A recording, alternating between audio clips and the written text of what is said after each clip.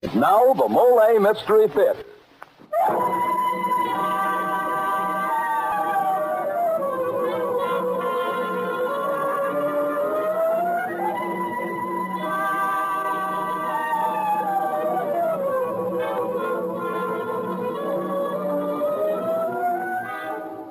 Good evening. This is Jeffrey Barnes welcoming you to the Mollé Mystery Theater, the program that presents the best in mystery and detective fiction. Tonight's mystery, entitled Where's the Mask, was written by Robert Mitchell and Gene Levitt and stars Bill Quinn.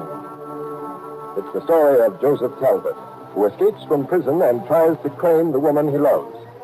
To do so, he finds himself forced to assume two aliases. One is a common enough name, John Mason, but the other is Humpty Dumpty. And his short career follows that of the Mother Goose character rather closely as he finds that death wears a mask. And now for tonight's Mollé mystery, Death Wears a Mask.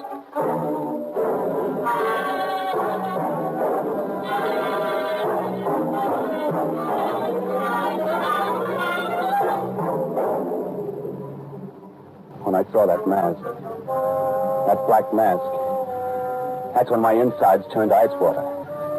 I clamped rigid grip on my courage up to then, held onto my poise and my feelings until they unfolded that black mask. Then I got scared. Really scared. That's when the whole awful business boiled through my mind like a churning torrent. A torrent of grinning, gaudy faces that laughed and shrieked at me, mocked me. Garish, distorted faces that bobbed and waggled as the fantastic pitching figures reached out, clawing for me. The evil Duke of Gloucester, Captain Kidd, Cleopatra, George Washington, Napoleon, Lucifer, the Black Prince. All of them and more cavorting in a mad circle around me, giggling and taunting and blasting for me.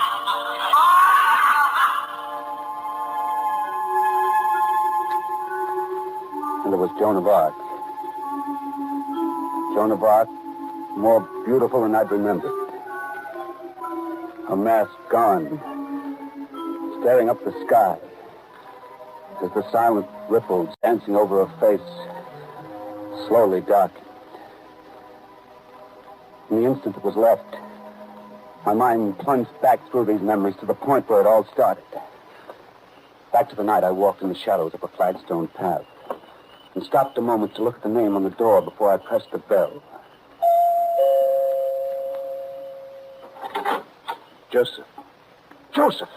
Surprise, Brother John? Come inside, quick. Is that wise? Perhaps your cook or your wife. I'm alone. Come in before someone sees you.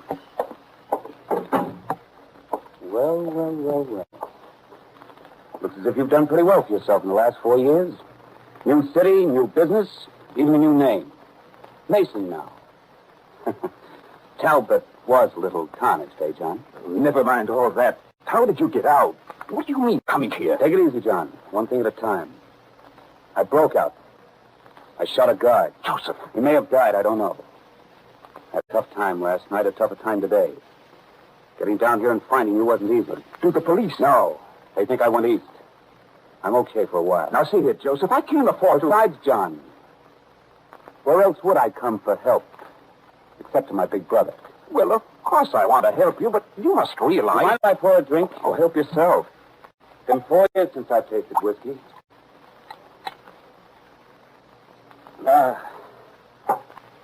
You have to be hungry to know what it's like to really relax. Now, a little music on the radio. Joseph, you've got to get out of here. Some friends of mine will arrive in a few minutes. I'm expected to go out with them to the annual masquerade ball. That's so. That's too bad. I'd hope for a chance to talk to you. Oh, wait. Where's Claire? She's gone ahead to the ball. She was on the committee. Oh? Well, since I'm a traveling man, I'll need cash and some clothes. It might be a long trip, so make it heavy on the cash. Now, wait a minute. Go on, get the money, John. Bring it all. Well, I'll bring what there is in the safe upstairs. My clothes will be a little large for you. You'd better take sports stuff. Wait here a minute, Joseph. I won't be long. You better not be. Well, so far so good. The whiskey was warm inside me. and the music was low and sweet. I dropped my head back into the soft, smooth cushion of the chair and closed my eyes. The gentle music flowed from the radio and smoothed me. Almost subconsciously, I became aware of the clicking that had intruded into the melody. Absently, I remembered it was like a telephone being dialed. The extension upstairs. I sprang out of the chair and dashed across the room. The downstairs telephone sat on a small table in the hall. Mr. Sergeant, never mind who this is. I just thought the police ought to know that Joseph Talbot, the escaped convict, is in town right now, in the Oak Ridge Terrace district. That louse. That dirty louse.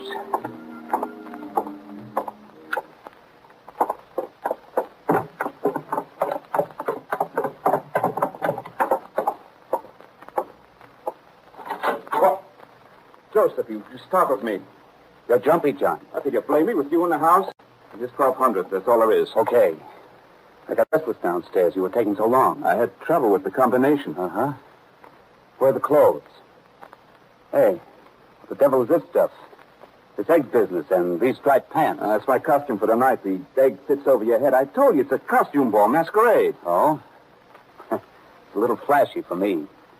Here, I'll take that suit, some shirts, a couple of ties, some socks. All right, put them in this bag. Take anything you want, only hurry up and get out of here. My friends... Yes, I know. They'll be here any minute. Quit worrying. You have more important things to do. What do you mean? John, did you ever stop to figure how long 4 years are? A man can figure a lot of angles in 4 years. I've been thinking all that time how helpful you've been, John. Well, I've always tried to do what I could. And you've done so much, John. Like when Claire was my wife, and we were flat broke. You took us in to live at your house, remember? Well, You found me a job, that bookkeeping job, remember? To help me learn it, taught me the tricks. We had a nice little penny ante deal going. And all of a sudden, I got arrested and tried for grand larceny. Remember that? Now, look, Joseph. But I got the X. 10 years, they said. But even then, you helped me. You promised to look after Claire for me, to take care of her. And you did. You married her. Now, wait a minute, Joseph. Claire and I fell in love with her, and you were gone. It wasn't fair for her to wait. You can't expect... Maybe you're right. Maybe we're square. Joseph, you know I'll do anything I can. Write to me anytime. I'll send you more money, Joseph. After I leave, you won't call the cops and tip them off, John. Of course not, Joseph. Good heavens, you're my own. Wait a minute. That was a statement, not a question. But Joseph, you... Joseph!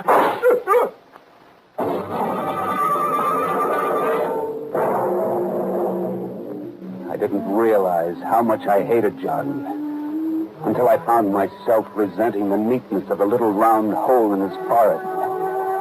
But now I had to move fast. I snapped the suitcase shut. John's friends. They were at the door. I heard the door open. Hello, John. Oh, John, it's Marilyn and Bill. Are you ready? You must be upstairs. Yeah. Hey, John, we're here. Hurry up. Then I noticed the costume. Humpty Dumpty. The egg that covered your whole head. Sure, why not? It was perfect. Pretend to be John. Our voices weren't alike. Hi, you two. Sorry I'm a little behind schedule. Mix yourself a drink. Okay, but stay too late. We're late already. It worked. Now to get into this rig. I'd go to that dance in John's outfit and see Claire now, tonight. Maybe she'd come with me. We could leave the country together. The costume was big and baggy. I slipped it on over my clothes, except for the long, pointed shoes and the headpiece. The egg with a painted, grinning face.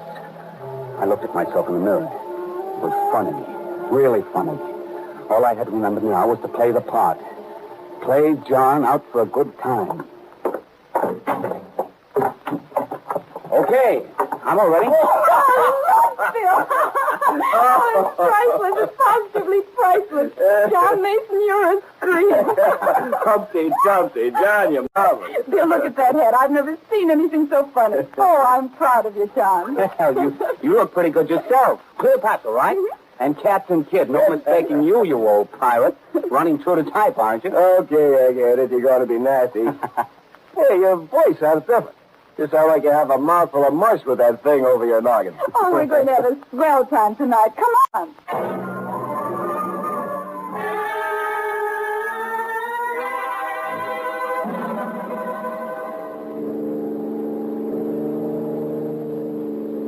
Hey, take it easy, Bill. You're cracking Humpty Dumpty. How you doing, John? Oh, fine. Another bump and you can serve me with ham. Okay. Oh, by the way, John, what's Claire wearing? What? That's a secret. Don't get him playing according to rules. Oh, that's all right. It spoils all the fun, as you know. Hey, what's this overhead? Huh? What? Oh, looks like a barricade of some kind. Yeah. And the police. Huh? A roadblock. The police.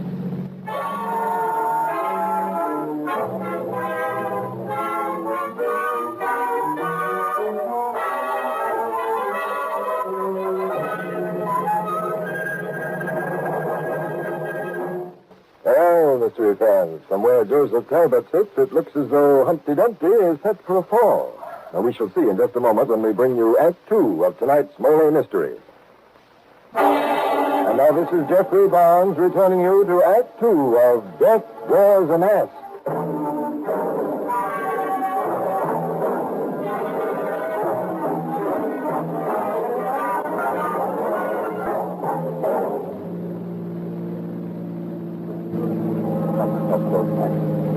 To the roadblock on the right. John's call had done this. They were stopping all traffic. I shrank back against the seat as the cop stepped out from the road.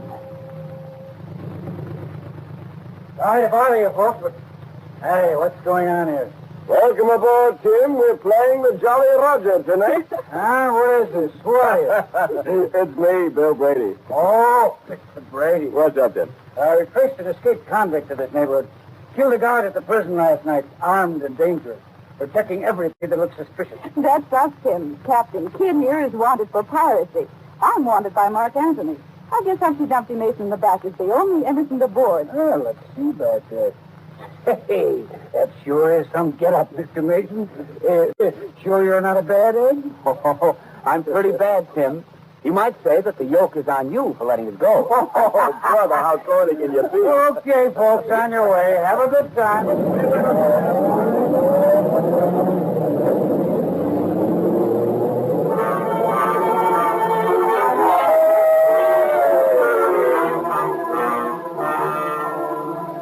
What was she wearing? She could be anybody from Old Mother Hubbard to Tondaleo. They were all here. As I moved through the crowd, I made quite a hit in John's costume. Mark, there's Humpty Dumpty. Hello, Humpty Dumpty. I had no idea where to start looking. Claire would recognize this Humpty Dumpty rig. Maybe she'd spot me. Once, a girl alone walked up to me and I stopped. Hello. Oh, you look marvelous. My, what a face. Claire? No, wrong number, mister. I'm Madame Lafarge. Can't you tell? These confounded masks. I moved toward the back of the room, and then I noticed Joan of Arc, standing alone in the corner. She was waving. I looked around, but no one seemed to be paying any attention. She waved again, so I walked toward her. Humpty Dumpty. Hello, darling. Hello there. Wonderful. Your costume is the best in the place. You really think so? Yes, I told you it would be. Oh, did Marilyn and Bill pick you up on time? Oh, sure. Plenty of time. No, well, they thought they might be late. Oh, we had an awful mess here. Never again will I serve on a dance committee. Would you like a drink, John? Huh? What'd you say? What's the matter with you, darling? Oh, I'm sorry. I was thinking. Is something wrong? Wrong? Well, no, there's nothing wrong. Why? You sound sort of worried. Not like yourself. Oh, you're imagining. If you were talking to an omelet, you wouldn't sound the same either. Shall we have a drink? I'd much rather dance with you, Claire. All right, darling. When I took her in my arms, everything else faded away. Crowd, the color, the noise. Leaving just Claire and the music. I'd waited so long for this. I wanted to forget everything else. I love dancing with you, John. Does it stop there? Does what stop? Your love. Oh, you silly. Oh, John, before I forget, here are the car keys. I've almost lost them a dozen times. I guess Joan of Arc had no use for pockets. The Keys to the car. Oh, okay, sure. I've kept the noose over the handle of my poignard all evening. But Handle of your what? This dagger. The real 15th century poignard. I just found out. Oh, that's so. Mm-hmm. Oh, by the way, where did you park? Way down at the end of the center lane. I backed in so we can get out faster. Well, that's fine. Fine, darling. I'll keep the keys. But, we were talking of love, Claire. Remember? Mm-hmm. Nice subject. Just where does your love stop? It's not with them. Why, sir, how can you ask? I really want to know. I mean it. Something's come up and I must know for sure about you, Claire. Do you love me? John, it's a joke. I've never been more serious in my life. Do you love me? John, I don't know what to make of this. Here you are, you lovely people. Hello. John Mason, you're a perfect Humpty Dumpty, even to the gestures. Everyone says so. And Claire, my dear, you're such a fascinating joan of arc. Sarah Sims, of course, I should tell you. Austin is the Keystone Cop, isn't it? That's so appropriate. I thought so. It's a giveaway, of course. Everyone recognized him. Oh, well, John, people will probably suspect a scandal when Mother Goose dances with Humpty Dumpty. But, this is our dance, isn't it? Shall we risk it? Why, I think You go and rescue Austin, Claire. He's held up over there. All right, Sarah. Come on, John. Leslie St. John to the old chief of police. I think we can trust them. Now, this is the most wonderful party the club's ever held. Oh, sure. I can hardly wait for the unmasking at midnight. It's going to be such fun. Unmasking? At midnight? Yes. First the award. But it's 11:30 already. Oh, and then it won't be long now. Oh, there's Austin and Claire, and they're motioning to us. I wonder what's wrong. Excuse me, will you? Oh, yes, of course. John, there was trouble at headquarters. Chief Sims just got a call. The police. What about the police? John, you knew this, didn't you? That's what you meant. Let's get out of here. We've got to talk.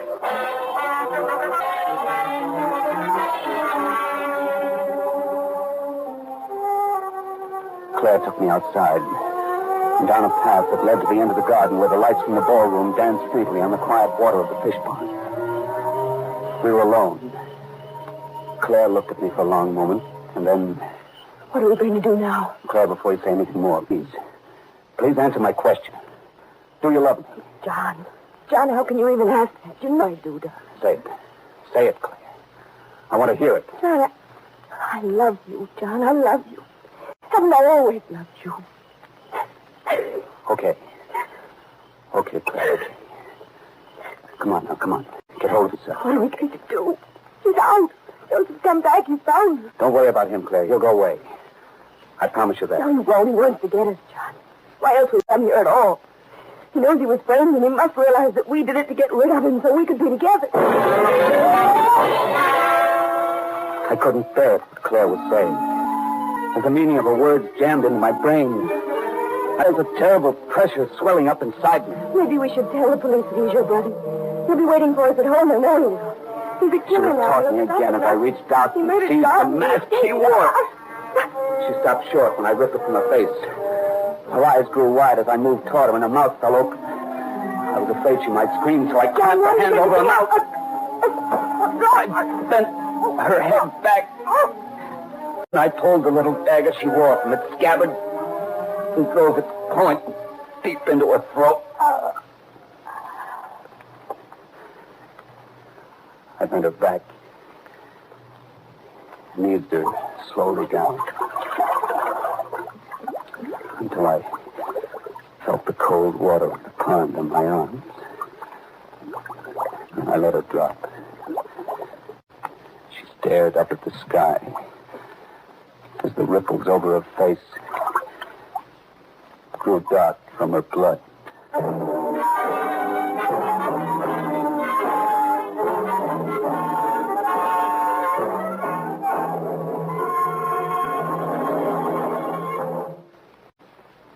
This is Jeffrey Barnes again. In just a moment, we'll bring you Act 3 of Death Wears a Mask.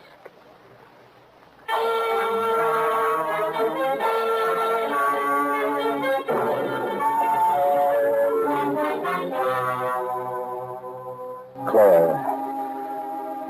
lay dead, her blood darkening the pool. I had to get out of here. Now, I had the keys to John's car. I could admit if I could leave without being seen. I leaped up to the wall, clambered up on top of it, and swung my legs over. I was about to jump when... Hey! You're up on the wall! Where do you think you're going? What's the matter, officer? Better stay inside there, mister. There's an escaped convict loose in the neighborhood. Wouldn't be safe to go through these trees now. Oh, I'm not leaving. It's just a gag, officer. You know, Humpty Dumpty on the wall. There he is. John, what on earth are you doing up there? Well, what does Humpty Dumpty usually do on a wall? He falls off. Come on, John, you're missing all the fun. Hey, there's Claire. Claire? Oh, didn't you see her? She just went up that path. I jumped down off the wall and led them away from the terrible thing in the fish pond. I left them near the ballroom and said I was going to find Claire. I started out a side entrance, but bucked back when I saw a cop standing there, too. I cut across the dance floor, pushing my way through the people that milled around the edges. I was about halfway across when...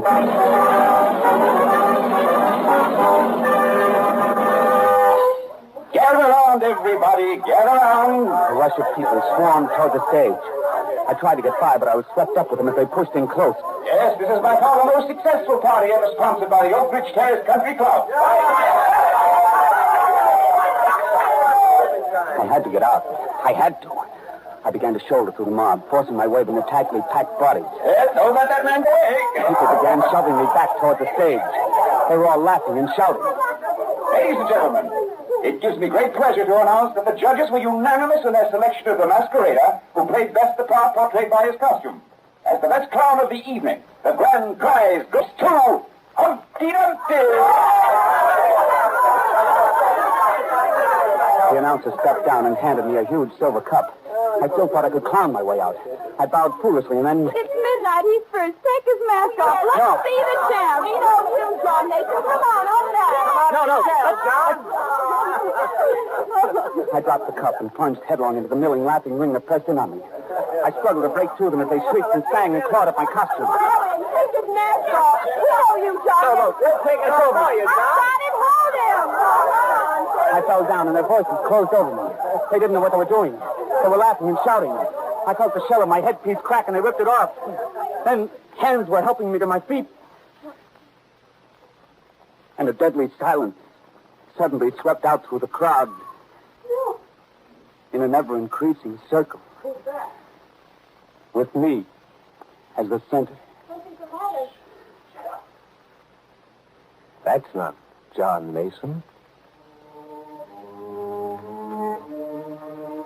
And at my feet, twisted and grotesque and grinning, lay the Humpty Dumpty mask.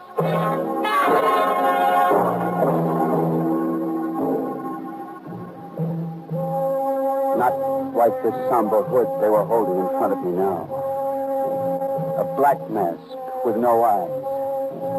Joseph Talbot, before you are executed, in accordance with the laws of this state and the sentence pronounced, have you anything to say? I couldn't speak. And the man holding the mask walked toward me. He slipped it over my head and tied it on. Then they adjusted the rope around my neck. And in the blackness of the black hood and the expectant hush beyond, my mind screamed for something to hang on to. Words. Any words. Speak them. Humpty Dumpty. Sat on a wall. Humpty Dumpty. Had a great...